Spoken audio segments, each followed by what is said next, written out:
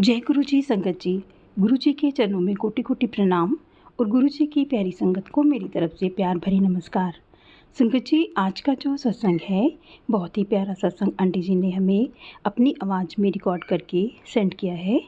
आपसे मेरी प्रार्थना है कि आप इस सत्संग को अंत तक सुने और गुरु जी से अपनी ब्लेसिंग्स लें। तो चलिए सुनते हैं आंटी जी का सत्संग। जय गुरु जी संगत जी। आज मैं अपना पहला सत्संग आप सबके साथ शेयर कर रही हूँ। अगर कोई गलती हो जाए तो संगत जी माफ़ कर दीजिएगा।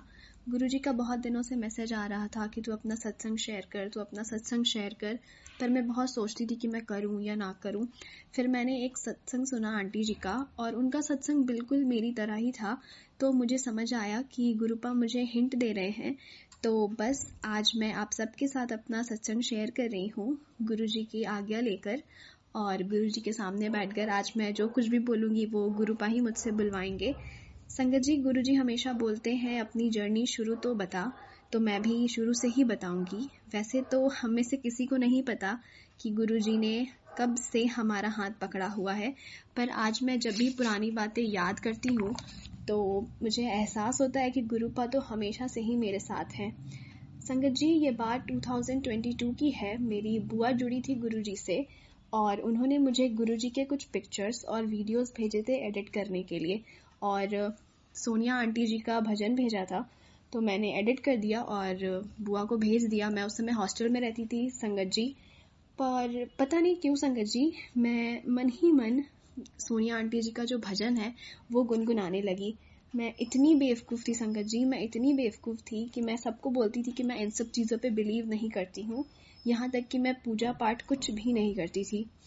संगत जी, फिर कुछ टाइम के बाद हमारा प्लान बना बुआ के घर जाने का, और जैसे मैं वहाँ गई, गुरु जी के स्वरूप को देखा तो मेरे आंखों से आंसू आने लगे। मैं बहुत ज़्यादा इमोशनल हो गई थी और मैं बहुत ज़्यादा कनेक्शन फील कर रही थी गुरुपा से। उसके बाद मेरी बुआ ने नोटिस किया कि मैं गुरु जी के भजन गुनगुना रही हूँ। फिर उसने मुझे बुलाया और हमने बहुत बातें की गुरुपा के बारे में।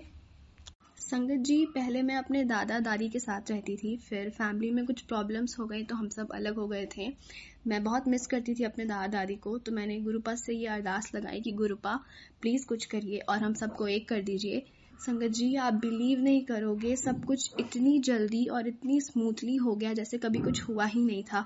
हम सब वापस एक हो गए। मैंने बहुत शुक्राना किया अपने गुरुपा का। जी, मैं पिछले 6 साल से रिलेशनशिप में हूँ और मेरे घर में इस चीज़ को लेकर हमेशा कुछ ना कुछ लड़ाई होती रहती थी। मेरे घर का माहौल बहुत ख़राब हो गया था, बहुत ज़्यादा। मेरी मैटर्नल फैमिली है, उधर से सब लोग मेरे अंकल जी के बारे में उल्टा सीधा बोलते थे। मेरे मम्मी पापा को मेरे घर में बहुत ज़्यादा नेगेटिविटी फैल गई थी, कोई मेरे से ठीक से बात नहीं करता था। संगत जी, बुरा तब नहीं लगता है जब कोई बाहर वाला कुछ बोलता है, बुरा तब लगता है जब आपके खुद के माँ बाप आपको हर बात पे ताना देने लगते हैं और ये बोलते हैं कि इससे अच्छा तो हम बे औलाद होते। सॉरी संगत जी, मैं थोड़ा इमोशनल हो रही हूँ, माफ़ कर दीजिएगा। मैं कभी किसी के सामने नहीं रोती हूँ संगत जी, पर और ये बात मेरी मम्मी बोलती थी कि ये क्या रोएगी, ये तो रुलाने के लिए पैदा हुई है। संगत जी, सॉरी संगत जी, माफ़ कर दीजिएगा संगत जी, मैं थोड़ा इमोशनल हो गई थी। तो संगत जी, मैं कभी किसी के सामने नहीं रोती थी, मैं छत पे बैठ के घंटों रोती थी और गुरुपा से पूछती थी कि क्यों ऐसा हो रहा है गुरुपा मेरे साथ। सबकी माँ तो अपने बच्चों की खुशी के लिए पूरी दुनिया से लड़ जाती है, फिर मेरी मम्मी ऐसी क्यों है गुरुपा। मैं बहुत रोती थी संगत जी, और उस टाइम पे गुरुपा का मैसेज आता था, मैं छत पे बैठ के बहुत रोती थी और गुरुपा का मैसेज आता था मेरे पास कि तू रोया ना कर, तेरा प्यो तेरे नाल है और तुझे क्या चाहिए। आज जो लोग तेरा मजाक उड़ा रहे हैं, कल वो तेरी कामयाबी पे ताली बजाएंगे, और मुझे पूरा भरोसा है गुरुपा पे कि वो दिन भी ज़रूर आएगा। सॉरी संगत जी, मैं अपने इमोशंस को कंट्रोल नहीं कर पा रही हूँ, माफ़ कर दीजिएगा गुरु जी, माफ़ कर दीजिएगा संगत जी। छठ पूजा का टाइम था और मेरी मैटर्नल फैमिली में एक आंटी छठ करती हैं, पर हम सब नहीं जा रहे थे उन सब चीज़ों की वजह से, लेकिन मेरी मम्मी बहुत इमोशनल हो रही थी क्योंकि वो बहुत मिस कर रही थी सबको। तो हमने प्लान बनाया कि हम जाएंगे और मैंने अपनी बुआ को मैसेज करके बताया और उन्होंने बोला बस गुरु जी का मंत्र जाप करती रहना। संगत जी, मैं क्या बताऊं कि मैंने 3 दिन कैसे निकाले हैं वहाँ। मेरी मम्मी मेरे फ़ोन को ले ली थी और उसने मुझे बोला था कि फ़ोन मेरे पास दे दो 3 दिनों के लिए, और मैंने मना भी नहीं किया संगत जी। मैंने अपना फ़ोन मेरी मम्मी को दे दिया था 3 दिनों के लिए, और यहाँ तक कि मैंने अपने अंकल जी को भी बोल दिया था कि वो 3 दिनों के लिए अपने दूसरे वाले घर पे शिफ्ट हो जाए, वरना फिर कोई देखता तो अलग तमाशा हो जाता, क्योंकि वो भी उसी फ्लैट में रहते हैं। फिर मैं वहाँ गई संगत जी, और वहाँ कभी कोई मुझे किसी चीज़ पे ताना देता तो कभी कोई मुझे किसी चीज़ पे ताना देता। मैं अकेले में रोकर वापस से नॉर्मल हो जा रही थी, क्योंकि मुझे किसी से कोई बहस नहीं करना था, और मन ही मन गुरु जी का मंत्र जाप कर रही थी। फिर शाम वाले अरग का टाइम आया संगत जी, और हम सब घाट गए, और मैं वहाँ देखती हूँ कि मेरे सामने मेरे अंकल जी की भाभी खड़ी हैं और उनकी मम्मी खड़ी हैं। मुझे सब लोग दिखे संगत जी वहाँ पे, और मैं एकदम शॉक्ड हो गई कि मतलब ये तो कुछ प्लान ही नहीं था। और मैंने आपको पहले बताया संगत जी की मम्मी ने मेरा फ़ोन ले लिया था, तो मैंने किसी को कुछ मैसेज नहीं किया था, कुछ भी नहीं, बस मैं गुरुपा का मंत्र जाप कर रही थी। मैंने सब लोग को देखा, पर मुझे अंकल जी नहीं दिखे, और वहाँ का सिचुएशन ऐसा हो चुका था संगत जी कि कोई मुझे इधर खींच के लेके जा रहा था, कोई मुझे उधर खींच के लेके जा रहा था। मैं सब कुछ समझ रही थी संगत जी, पर मैं कुछ रिएक्ट नहीं कर रही थी, क्योंकि मैं नहीं चाहती थी कुछ भी रिएक्ट करना। और हम सब वहाँ पे थे। उसके बाद संगत जी हम सब घर आ गए। तो नेक्स्ट डे जब मॉर्निंग वाले अरग का टाइम था, तो मैं छत पे बैठ के बहुत रोती थी, और गुरुपा का मैसेज आता था मेरे पास कि तू रोया ना कर, तेरा प्यो तेरे नाल है और तुझे क्या चाहिए। आज जो लोग तेरा मजाक उड़ा रहे हैं, कल वो तेरी कामयाबी पे ताली बजाएंगे, और मुझे पूरा भरोसा है गुरुपा पे कि वो दिन भी ज़रूर आएगा। सॉरी संगत जी, मैं अपने इमोशंस को कंट्रोल नहीं कर पा रही हूँ, माफ़ कर दीजिएगा गुरु जी, माफ़ कर दीजिएगा संगत जी। छठ पूजा का टाइम था, और मेरी मैटर्नल फैमिली में एक आंटी छठ करती हैं, पर हम सब नहीं जा रहे थे उन सब चीज़ों की वजह से। लेकिन मेरी मम्मी बहुत इमोशनल हो रही थी, क्योंकि वो बहुत मिस कर रही थी सबको। तो हमने प्लान बनाया कि हम जाएंगे, और मैंने अपनी बुआ को मैसेज करके बताया, और उन्होंने बोला बस गुरुजी का मंत्र जाप करती रहना। संगत जी, मैं क्या बताऊं कि मैंने 3 दिन कैसे निकाले हैं वहाँ। मेरी मम्मी मेरे फ़ोन को ले ली थी और उसने मुझे बोला था कि फ़ोन मेरे पास दे दो 3 दिनों के लिए, और मैंने मना भी नहीं किया संगत जी। मैंने अपना फ़ोन मेरी मम्मी को दे दिया था 3 दिनों के लिए, और यहाँ तक कि मैंने अपने अंकल जी को भी बोल दिया था कि वो 3 दिनों के लिए अपने दूसरे वाले घर पे शिफ्ट हो जाए, वरना फिर कोई देखता तो अलग तमाशा हो जाता, क्योंकि वो भी उसी फ्लैट में रहते हैं। फिर मैं वहाँ गई संगत जी, और वहाँ कभी कोई मुझे किसी चीज़ पे ताना देता तो कभी कोई मुझे किसी चीज़ पे ताना देता। मैं अकेले में रोकर वापस से नॉर्मल हो जा रही थी, क्योंकि मुझे किसी से कोई बहस नहीं करना था, और मन ही मन गुरु जी का मंत्र जाप कर रही थी। फिर शाम वाले अरग का टाइम आया संगत जी, और हम सब घाट गए, और मैं वहाँ देखती हूँ कि मेरे सामने मेरे अंकल जी की भाभी खड़ी हैं और उनकी मम्मी खड़ी हैं। मुझे सब लोग दिखे संगत जी वहाँ पे, और मैं एकदम शॉक्ड हो गई कि मतलब ये तो कुछ प्लान ही नहीं था। और मैंने आपको पहले बताया संगत जी की मम्मी ने मेरा फ़ोन ले लिया था, तो मैंने किसी को कुछ मैसेज नहीं किया था, कुछ भी नहीं, बस मैं गुरुपा का मंत्र जाप कर रही थी।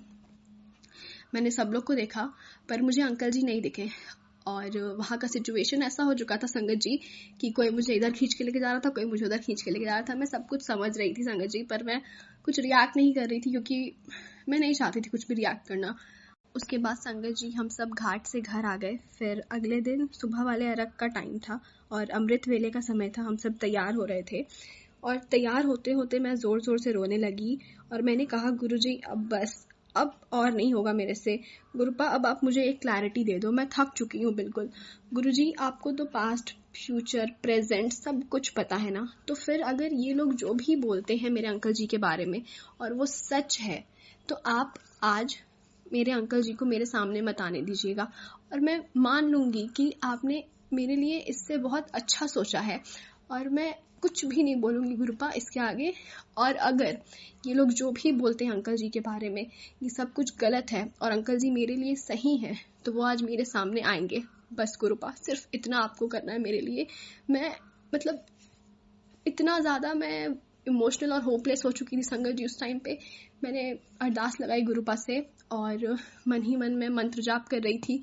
मुझे अभी भी याद है, मैंने मम्मी से फ़ोन मांगा था अपना, और मेरी मम्मी ने फ़ोन देने से मना कर दिया था, क्योंकि मुझे पता है क्यों मना किया था, क्योंकि उसके मन में ये डर था कि कहीं मैं मैसेज करके ना बुला लूँ उसे। पर संगत जी होगा तो वही जो गुरुपा चाहेंगे, कोई कुछ भी सोचे या करे, हमारे सोचने या करने से कुछ नहीं होता है।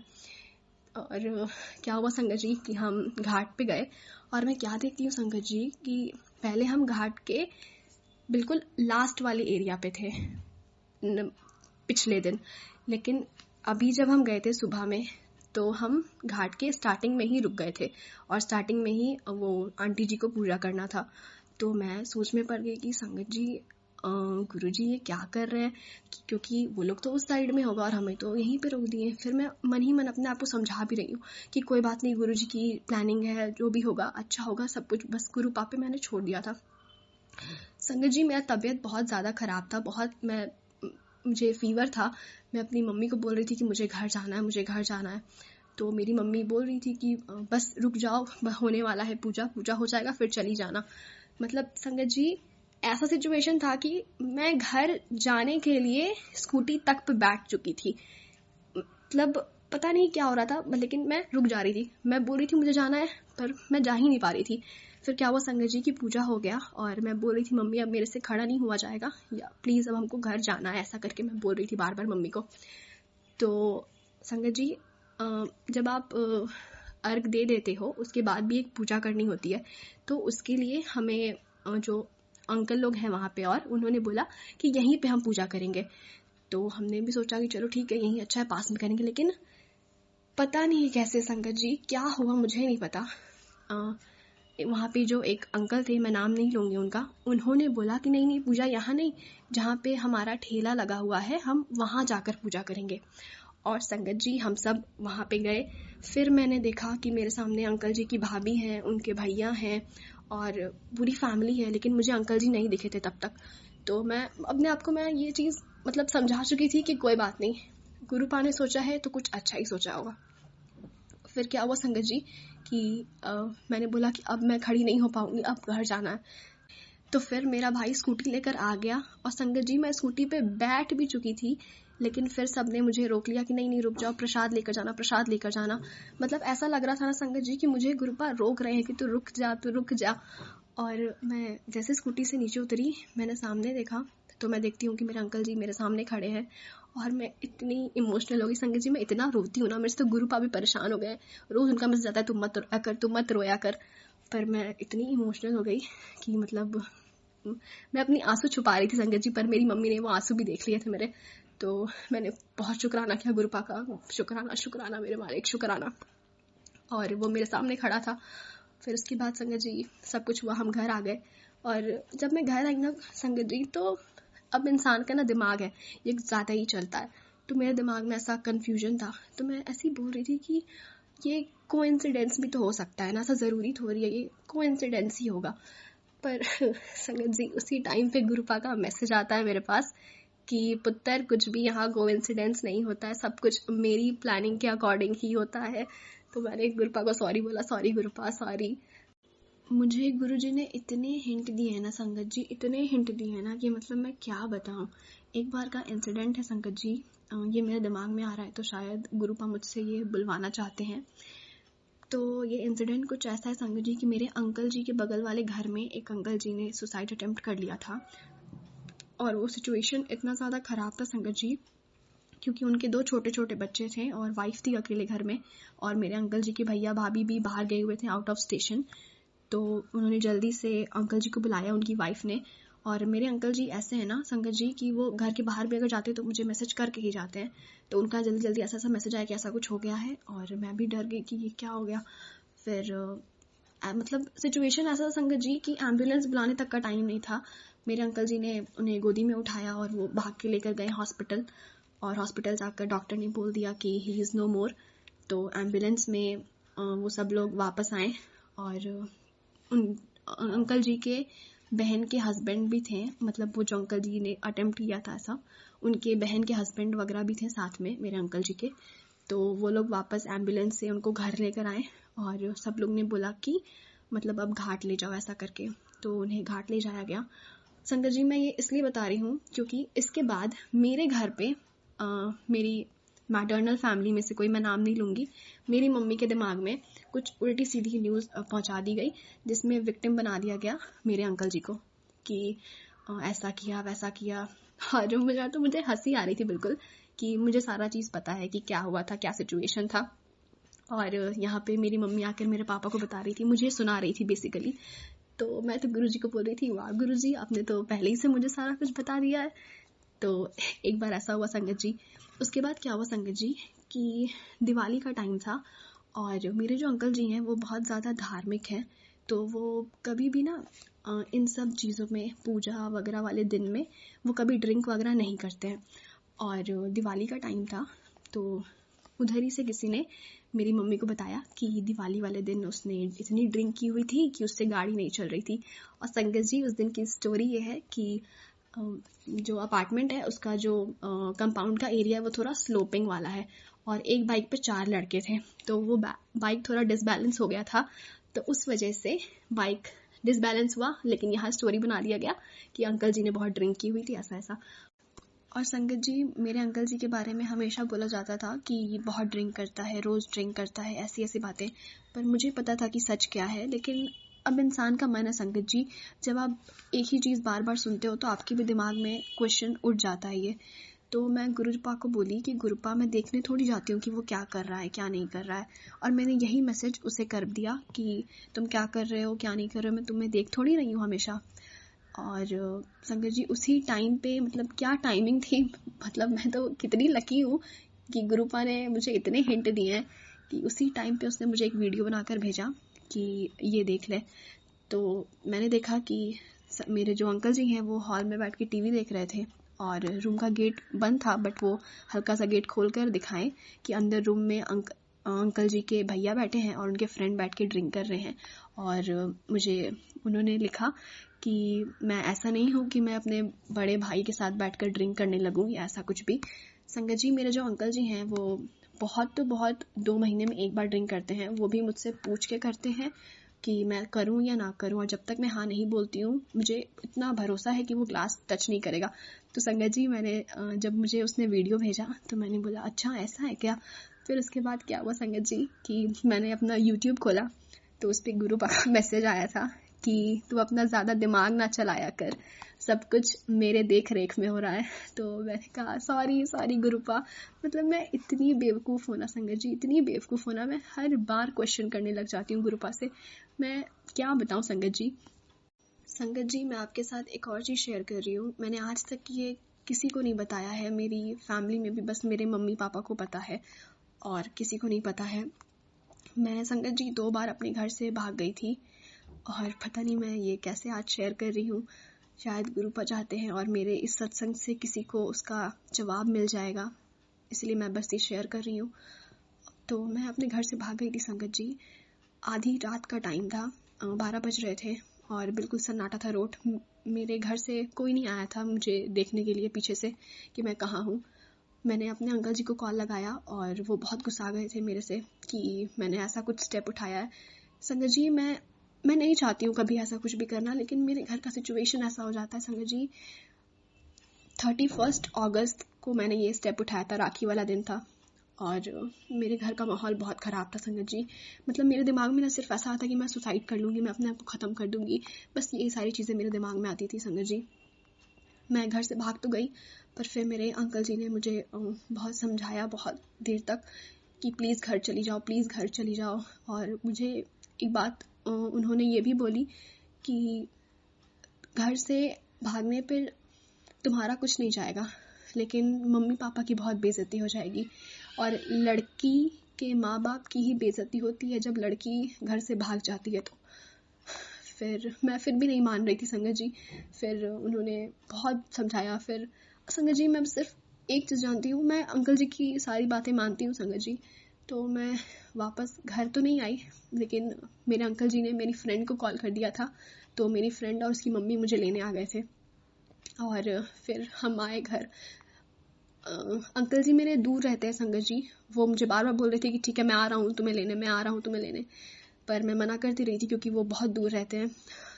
तो संगत जी, मैं फिर आई, उसके बाद मेरे भाई से मेरी बात हुई, तो मेरे भाई ने बोला कि घर आ जाओ। तो मैं घर आ गई थी रात ही में। उसके बाद संगत जी, मैं अगर कोई और लड़का होता संगत जी उस जगह पे आज की जनरेशन में, तो शायद मेरे फ़ायदा उठाने की कोशिश करता। मतलब ऐसा ये जनरेशन है कि अकेली लड़की इतनी रात में रोड पे थी, तो शायद मेरे अंकल जी अगर चाहते और वो मेरे लिए अच्छे नहीं होते तो वो मेरा फ़ायदा उठाने की कोशिश करते। लेकिन उन्होंने मुझे ये समझाया कि मेरे ऐसे करने से मेरे मम्मी पापा की बेइज्जती होगी, तो तुम वापस घर चली जाओ। और मैं घर आ गई वापस संगत जी। मैं गुरु जी का जितना शुक्राना करूं कम है। गुरुपा ने मुझे इतने अच्छे लड़के से ब्लेस किया है, इतने लॉयल लड़के से ब्लेस किया है इस कलयुग में। मैं बहुत बहुत मतलब मैं क्या बोलूं संगत जी, मेरे पास वर्ड्स नहीं है गुरु जी को शुक्राना करने के लिए। संगत जी, जैसा मैंने आपको पहले बताया था कि मैं छत पे बैठकर बहुत रोती थी, तो मैंने गुरुपा को बोला कि गुरुपा मैं बहुत अकेली हो गई हूँ, आप कुछ करो, कुछ किसी को तो भेजो गुरुपा, मैं बहुत अकेली हो गई हूँ, या आप कहाँ हो, आप मतलब मुझे कुछ ऐसा प्रेजेंस फील कराओ गुरुपा अपना। और संगत जी, मैंने पता नहीं कहाँ से मैंने अपनी एक फ्रेंड को मैसेज किया, और वो मेरे से इतनी दूर रहती है संगत जी, इतनी दूर कि ट्रेन से आने में उसे 24 घंटे लगेंगे। तो मैंने उसे मैसेज किया, वो कल की ट्रेन पकड़ के बिना टिकट के संगत जी वो ट्रेन पे चढ़ गई, और अकेली लड़की वो यहाँ तक आ गई मेरे घर। नेक्स्ट डे मॉर्निंग में वो सुबह मेरे सामने खड़ी थी।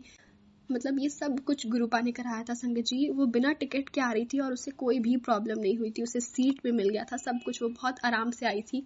और वो यहाँ आई संगत जी, उसके बाद बहुत सारी चीज़ें होने लगी।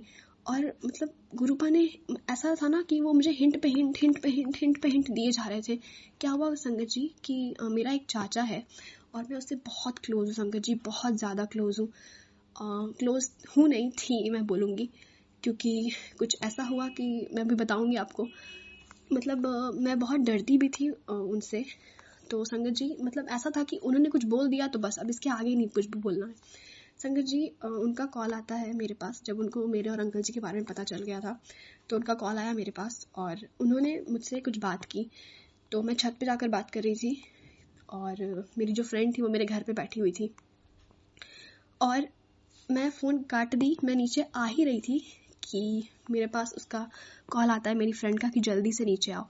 और मैं नीचे आती हूँ संगत जी, तो वो मुझे क्या दिखाती है कि मेरी मम्मी के फ़ोन का उसने एक पिक्चर क्लिक कर लिया था। मतलब ऐसे तो वो कभी मेरा फ़ोन भी टच नहीं करती थी और मम्मी का फ़ोन तो टच करने का कोई सवाल ही नहीं पैदा होता था।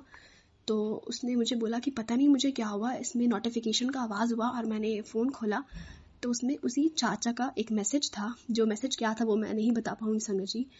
तो वो मैसेज था तो उसने वो फ़ोटो क्लिक कर लिया और मुझे दिखाया, तो मैं एकदम शॉक हो गई।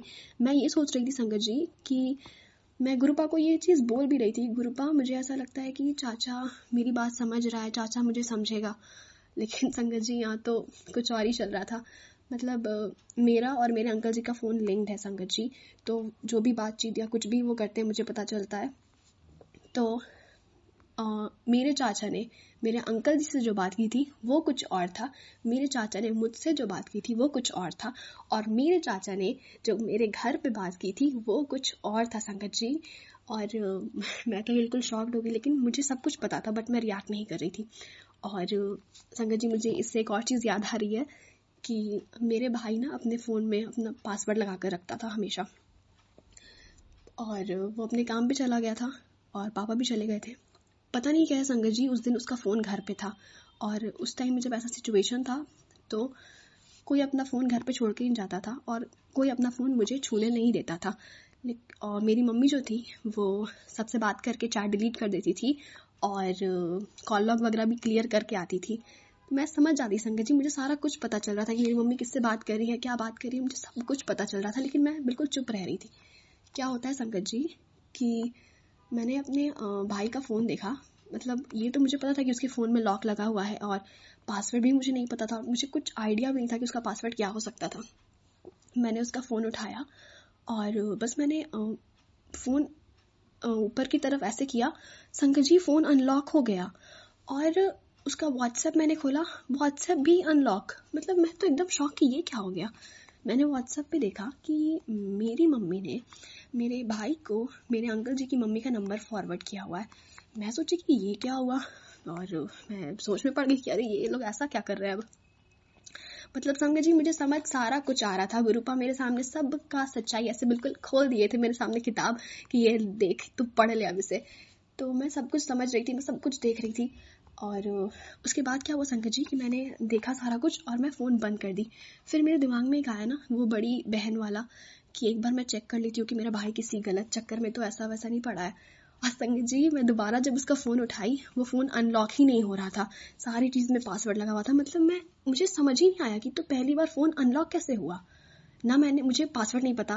और मतलब मैंने व्हाट्सएप खोला, पूरा व्हाट्सएप खुल चुका था संगत जी, और जब मैंने दोबारा खोला तो उसमें लॉक दिखा रहा था और पासवर्ड मैंने डालने का ट्राई किया बट खुल ही नहीं रहा था। पता नहीं वो कैसा पासवर्ड उसने लगाया है कि खुला ही नहीं। और मैं तो बिल्कुल ऐसे कि संगत जी ये क्या हो गया, गुरुजी आपने ये क्या कर दिया। मतलब सब कुछ बहुत अनरियल लग रहा था संगत जी कि ये कैसे हो रहा है गुरुपा, ये मतलब आप तो कुछ भी कर सकते हो। और फिर मुझे समझ आ चुका था। संगत जी मुझे एक इंसिडेंट याद आ रहा है 2021 का। उस टाइम पे मुझे गुरुपा के बारे में कुछ भी नहीं पता था, मैं नहीं जानती थी गुरुपा को, और मैंने उस टाइम तक गुरुपा का स्वरूप भी नहीं देखा था। तो मैं अभी जब याद करती हूँ वो सारी चीज़ें तो मुझे ऐसा लगता है गुरुपा ने मुझे कब से संभाला हुआ है, कितना संभाल के रखा है गुरुपा ने मुझे। तो 2021 में जुलाई के महीने में मैं और मेरे अंकल जी की बातचीत बंद हो गई थी। हमारे बीच में बहुत मिसअंडरस्टैंडिंग क्रिएट करवा दी गई थी संगत जी, बहुत ज़्यादा। मतलब इतनी ज़्यादा नेगेटिविटी हमारे दिमाग में भर दी गई थी एक दूसरे के लिए कि हम मतलब एक दूसरे से बात ही नहीं करना चाहते थे संगत जी। तो हमने बातचीत वगैरह बिल्कुल बंद कर दी थी। 4 महीने 22 दिन तक हमने एक दूसरे से बात नहीं की। ऐसा नहीं था संगत जी कि अंकल जी का मैसेज नहीं आता था मेरे पास, अंकल जी का मैसेज आता था मेरे पास, बट मेरा मन ही नहीं करता था बात करने का क्योंकि मेरे दिमाग में इतनी ज़्यादा चीज़ भर दी गई थी उनको लेकर, तो मैं बात नहीं करती थी उनसे। और संगत जी फिर क्या हुआ कि मैं इतने गंदे हाथ में पड़ने वाली थी संगत जी, इतने गंदे हाथ में मैं पड़ने वाली थी, पर गुरुपा ने मुझे बचा लिया। मैं शुक्राना करती हूँ गुरुपा का, शुक्राना कि उन्होंने मुझे बचा लिया। संगत जी मैं बता नहीं सकती हूँ कि मैं किस गटर में गिरने वाली थी संगत जी। कहते हैं कि गुरुपा 7 नंबर को बहुत ब्लेस करते हैं, और 27 नवंबर को गुरुपा ने वापस से अंकल जी को मेरी लाइफ में भेज दिया। हमारी जितनी भी मिसअंडरस्टैंडिंग थी सारे कुछ सब कुछ क्लियर हुआ संगत जी। और मैं शुक्राना करती हूँ गुरुपा का कि उन्होंने मुझे बचा लिया संगत जी, वरना मैं आज किस गटर में होती ये तो बस मेरे गुरुपा ही जानते हैं। गुरुपा ने मेरे साथ साथ मेरे अंकल जी को भी बहुत ब्लेस किया है संगत जी। पहले मैं जुड़ी थी गुरुपा से, उसके बाद मैं फ़ोर्स नहीं करती थी अंकल जी को, क्योंकि वो कहते हैं ना कि आप किसी को फ़ोर्स नहीं कर सकते हो जुड़ने के लिए गुरुपा से, क्योंकि गुरुपा खुद डिसाइड करते हैं कि कब कैसे किसका कल्याण करना है। और अचानक से उसका मेरे पास मैसेज आता है गुरुपा के बारे में, इतना सारी इन्फॉर्मेशन, जितनी चीज़ें मुझे नहीं पता थी, पता नहीं उसे कहाँ से इतनी सारी कुछ पता चली, वो खुद से ढूंढा या क्या क्या मुझे नहीं पता। तो मुझे उसने सारा कुछ बताया और उसने गुरुपा का मंत्र जाप लिखा हुआ था, तो मैं वो देखकर बहुत खुश हो गई कि वाह गुरुपा आपने तो मेरे अंकल जी को भी अपने साथ जोड़ लिया। और वो मुझे रोज़ बताता है कि मुझे ब्लेसिंग्स ऑलवेज गुरुजी, जय गुरुजी लिखे हुए कार्ड रोज़ दिखते हैं। मैं बोलती हूँ वाह तुम तो बहुत लकी हो कि गुरुपा तुम्हें ब्लेस कर रहे हैं। बस गुरुपा अपनी ब्लेसिंग्स ऐसे ही हम सब संगत परिवार पे आप बनाए रखिएगा। संगत जी ऐसा नहीं है कि गुरुपा के आने के बाद सब कुछ बिल्कुल बदल गया, नहीं संगत जी, आज भी सिचुएशन सब कुछ वही है। आज भी मेरे घर में मेरी मम्मी मुझे वैसे ही ताने देती है, लेकिन अब फ़र्क ये आ गया है संगत जी कि मुझे फ़र्क नहीं पड़ता है। मैं बिल्कुल अब टेंशन लेती ही नहीं हूँ। मैं सोचती हूँ कि अब मेरे गुरुपा ने जब हाँ बोल दी है तो फिर मुझे कोई क्या बोलता है मुझसे मुझे फ़र्क ही नहीं पड़ता है संगत जी, मुझे बिल्कुल फ़र्क नहीं पड़ता है। अब मेरी मम्मी आज भी बहुत चीज़ बोलती है, मतलब हर बात पे ही मुझे, कभी मेरा भाई कुछ बोल देता है, कभी मेरी मम्मी कुछ बोल देती है, पर अब मैं बुरा नहीं मानती हूँ, क्योंकि मेरे अंकल जी ने मुझे ये चीज़ समझाई है कि इनमें मम्मी पापा की कोई गलती नहीं है। वो मुझे हमेशा यही चीज़ बोलते हैं अंकल जी मेरे, कि मम्मी पापा को जैसा चीज़ बताया जाएगा वो बस वैसा ही रिएक्ट करेंगे ना, उन्हें अभी कुछ पता नहीं है। तो बस गुरुपा ने जैसे मेरी आंखें खोली हैं वैसे ही गुरुपा उन लोग की भी आंखें खोलेंगे। तो मैंने गुरुपा पे छोड़ दिया है। गुरुपा मुझे हमेशा बोलते हैं कि नेगेटिव बातों से और नेगेटिव लोगों से दूर रहा करो। अभी भी कोई कुछ मुझे घर में बोलता है तो मैं बस उठकर अपने रूम में चली जाती हूँ संगत जी। मैं पलट के जवाब नहीं देती हूँ, क्योंकि गुरुपा ने मुझे सिखाया है संगत जी। अगर मैं चाहूँ ना संगत जी, तो मैं अभी नीचा दिखाने के लिए बहुत कुछ बोल सकती हूँ सामने वाले को। जो मेरे अंकल जी के बारे में ऐसी ऐसी बातें बोलते हैं, उनके बारे में मैं सच बोलकर उन्हें नीचा दिखा सकती हूँ। लेकिन हमारे गुरुपा हमें ये नहीं सिखाते। गुरुपा ने हमें सिखाया है सब्र करना। और गुरुपा बोलते हैं कि नीचा दिखाने वाला अपना कर्म गंदा करता है, दूसरे के बारे में गंदा बोलने वाला अपना कर्म गंदा करता है। तो मैं अपना कर्म क्यों गंदा करूँगी। अभी तक मैं गुरुपा के बड़े मंदिर नहीं जा पाई हूँ, क्योंकि मैं बहुत दूर रहती हूँ वहाँ से। पर मुझे पता है कि गुरुपा मुझे ज़रूर बुलाएंगे इस साल अपने पास। और मेरे पास गुरुपा का कोई स्वरूप भी नहीं था, तो मैंने गुरुपा का स्वरूप ऑनलाइन ऑर्डर कर दिया। और जनरली ऐसा होता है संगत जी कि मैं ऑनलाइन ऑर्डर करती हूँ और मेरे स्टेट में जिस दिन आता है उसके कल होकर मेरे घर पे वो डिलीवर कर जाता है।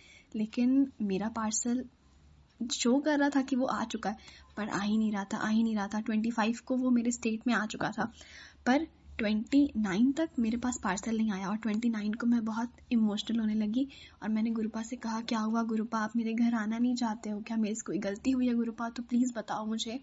और उसी टाइम पे मैंने यूट्यूब खोला और गुरुपा का मैसेज आया था कि मैं आज आ रहा हूँ तुम्हारे घर। और बस मैंने जैसे वो मैसेज देखा है संगत जी, उसके बाद मेरे पास पार्सल वाले का फ़ोन आ गया कि आपका पार्सल आया हुआ है मैम।